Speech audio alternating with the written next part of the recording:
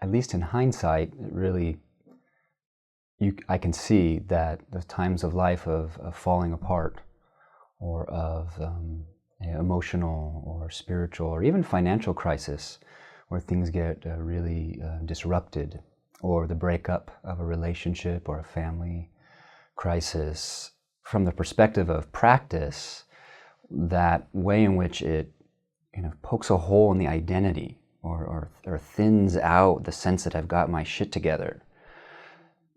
In the world, that is something we'd like to avoid. And at all costs, we want to hold it together and maintain our professional and emotional composure and keep our relationships from fraying. From the perspective of Dharma, it's actually an amazing opportunity. And in fact, for some of us, it might only be those times of falling apart or a sense of groundlessness that there's really enough space in the sense of who we are. There's room for a new view. Transformation actually becomes possible in those times of shakiness, rather than the times when I've got it all together. Now let me go meditate. My life is perfectly composed. So I think that happens for many of us, and if we have the fortune of coming to the practice, we come in with a certain kind of inner turbulence. I know that was true for me. So when I was sitting down, it was intense. And I had never faced my inner world with that kind of intimate encounter was new. But with all that energy and all that movement, let's say it is an emotional crisis or a heartbreak, a relationship, the first thing I think is really of benefit is that vulnerability is awakened. The vulnerability of the heart, the quality of softness and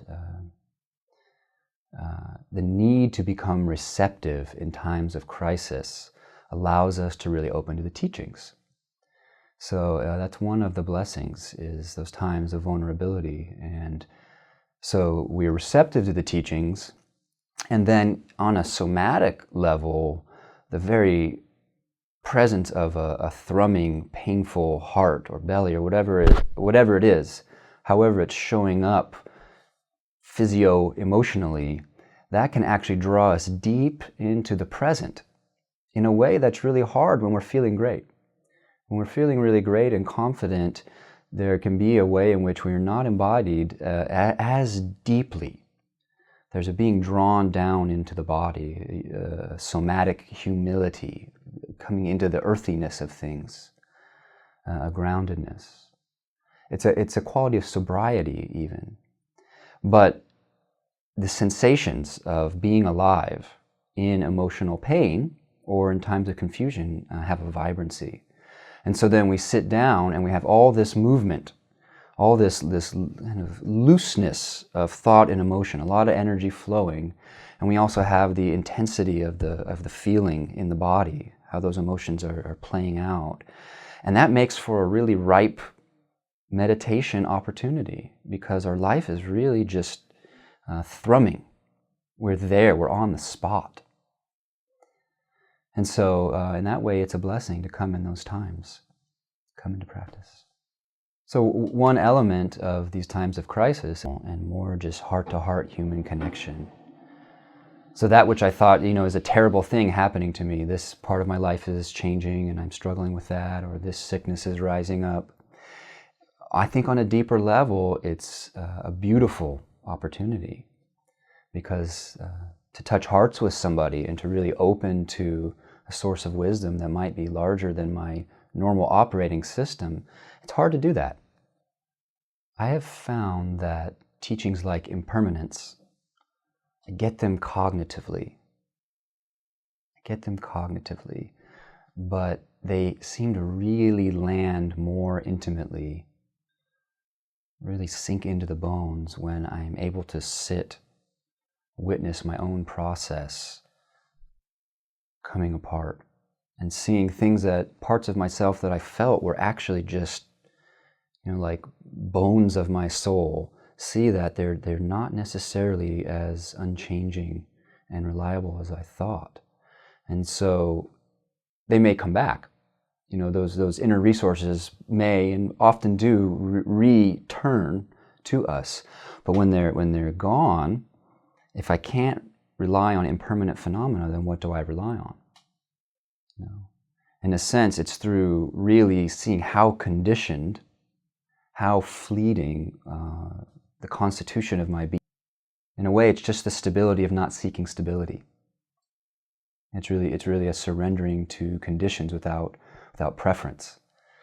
Hard to do unless we're really getting a real dose of life's intensity, And then, as far as relationship, one of the things I've noticed, for example, in the teacher-student relationship over many years, is that the times when I can really listen, the times where I show up and I'm not carrying forward an agenda or an idea or some film of I know this, those are actually more rare than I'd like them to be. And so when I'm going through a difficult time and that vulnerability is awakened, I can actually receive the teachings. I might actually be able to see the wisdom in somebody that they have to offer me. Not just a teacher, it could be a peer, it could be a friend, it could be a lover. It's actually accessible because a certain self-agency is often in the way. It's often in the way somehow. It's the I know, I got this. I've been thinking of this phrase, get your shit together. And that in a sense, nobody really has their shit together. It's only temporary. It's temporary. We're all in phases of times of confidence and times when life kind of smacks us or pulls the rug. And I'd like to feel that my equanimity with those times does mature. That when the rug gets pulled, I respond to it more kindly and maybe more skillfully. But nonetheless, the rug gets pulled. There's no secure place. There's no safety. Human life is to fully live it is total vulnerability or not. And I think our practice is, okay, we are totally vulnerable. We are totally vulnerable. We can't hold it together, and that's not the point. So these opportunities in life kind of can bring us to that truth that's really hard to want to even orient to when things are going well.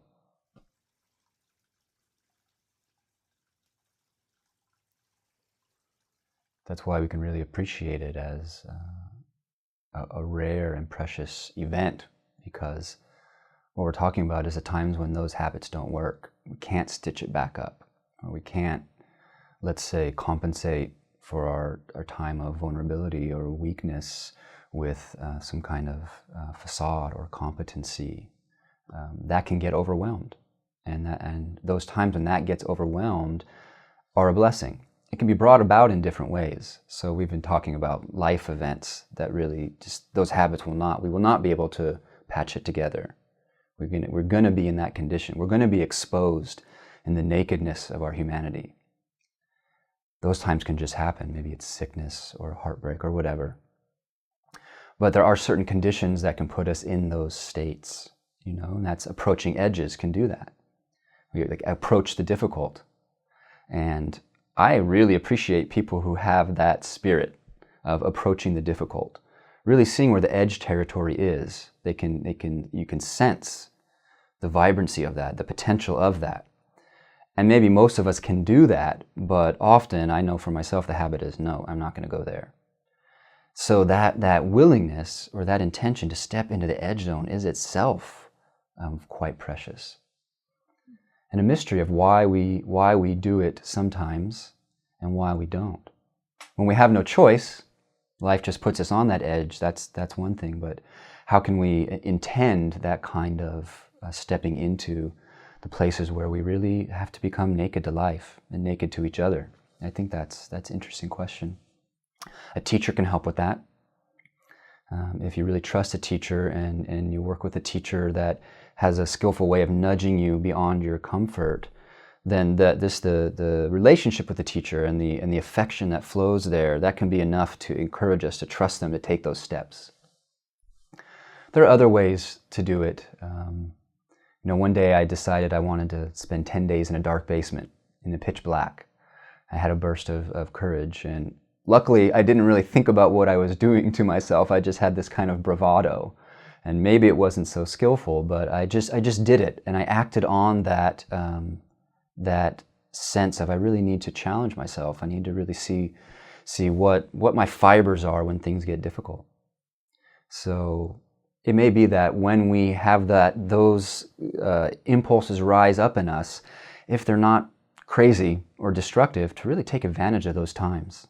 Really put ourselves in that situation that is frightening or that we don't want to step into. I think all in all, we can trust that as we practice, something gets activated.